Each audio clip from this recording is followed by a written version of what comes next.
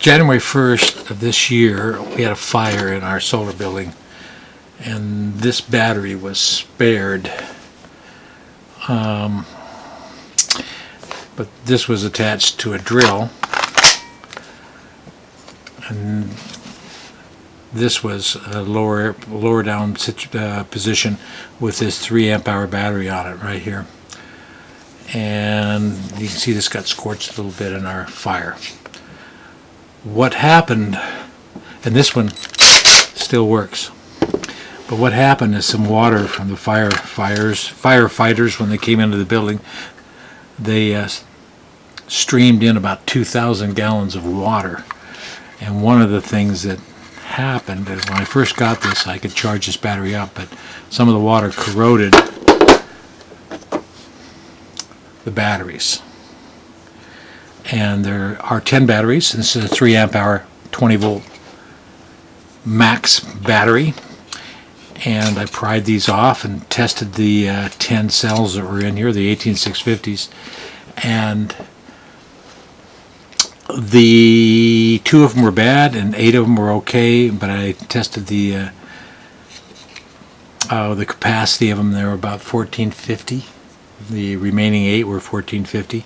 So several months ago I charged these batteries up, and these were taken out of laptop batteries, and these are over 2,000 milliamp hours. And 2 months later, after charging them, I checked the voltage, and they're all over 4.1 volts, usually about 4.16, all 10 of these, and these are going to be going into this position here.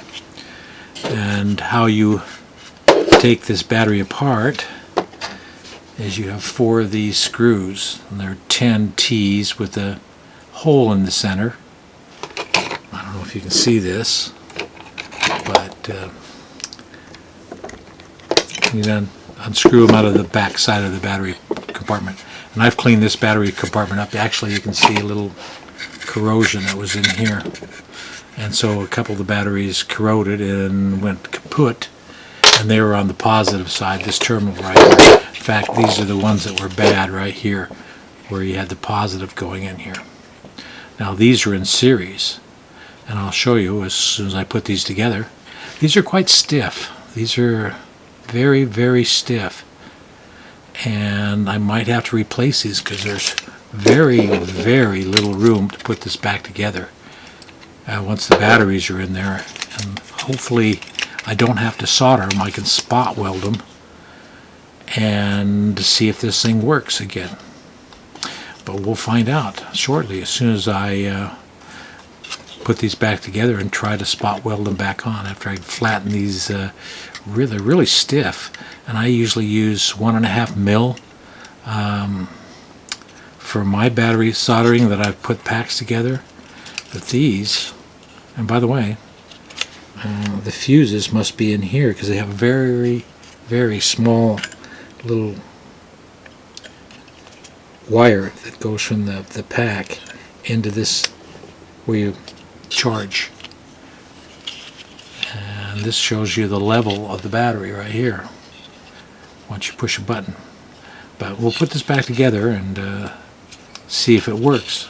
But it wasn't too bad taking out. I had to pry it out of here because this was really, really tight. And I thought if I have to solder these batteries, I don't know if I'll be able to put them back in the case because it's really, really tight. We'll conclude when I figure out how I'm going to put this back together. Here they are spot welded, crudely as I might add. I have a 709 AD spot welder, and it's not the greatest for this really heavy metal. 0.15 millimeter usually is what? Maybe it's 0.015. It's very thin, and actually you're going to see a strip that when I clip these off, I had to add on a strip which is right here. I spot welded on here.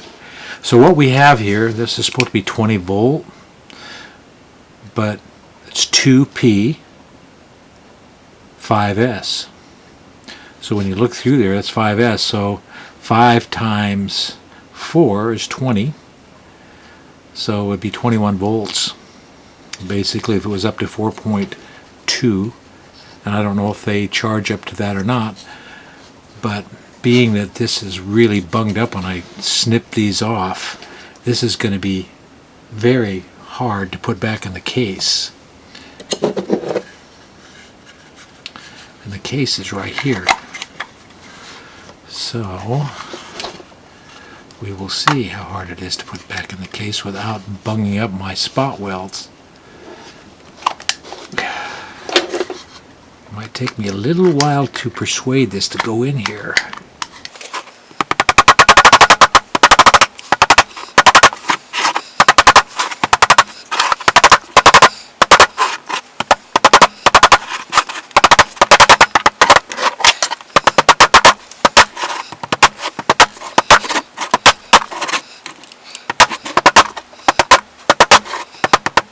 What I've done at this top here, I haven't put the screws in yet, but I've got this to set inside. There's a little slot there on this top piece, but on this side I'm having a very difficult time.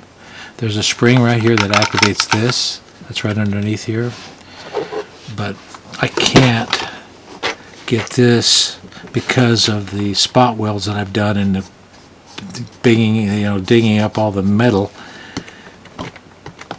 I just can't get this one to seat in there. Okay, I got that in.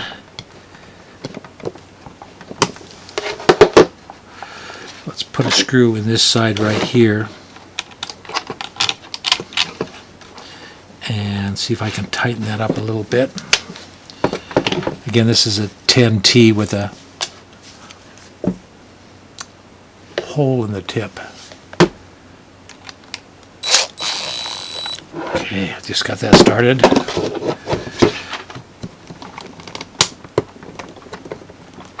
Alright.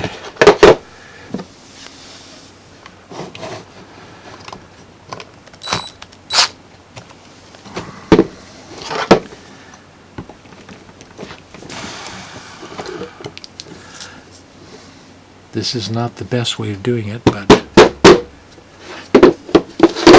see, it's going in the back here, but it fails along the center line here. And on this side it's doing fine. So I might put this screw in here just to snug it up just a little bit.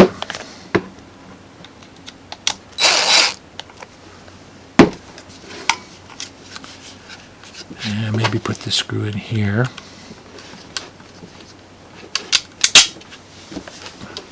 Snug that up just a little bit. Ooh. Click. And put some pressure here. There, that's...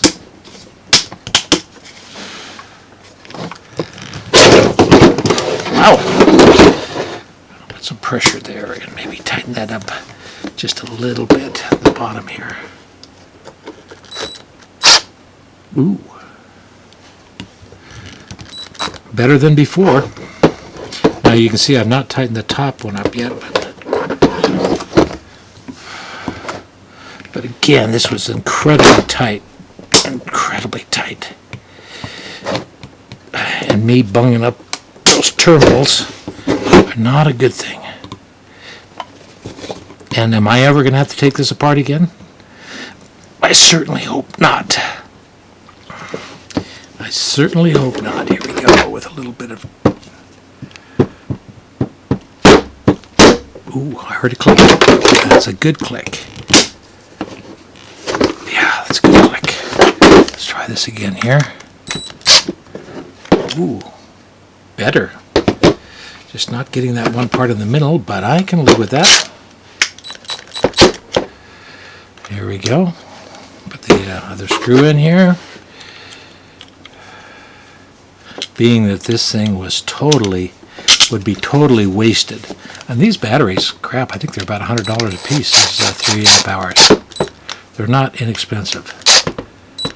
Just showing you that it can be fixed. Alright, let's test it out again. Alright, here's our tester. They were 4.16 when I put them in there. This is not looking too bad. I can live with that. I can put a piece of tape over that. But, okay, here's a test. Okay. And the other test would be, will they charge? So, let's put this out of the way here. And bring the charger into the play here. It's plugged in.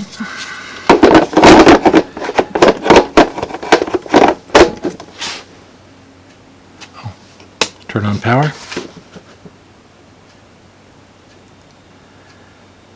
And it shows it's charged, because it was. I fully charged the batteries before I put them in here. And that is the end. And the only thing I see wrong, because this side is set in there nice, but this side has that little out right there. And I can see this can be tightened up just a little bit more. There we go. I'm happy with the outcome. I'm just showing it is possible, since I've collected 18650s for the last 2 years. I've got probably 5,000 or 6,000 of them at minimum. So that's the end of this lesson. It can be done by an amateur DIYer. See you later. Thanks for watching.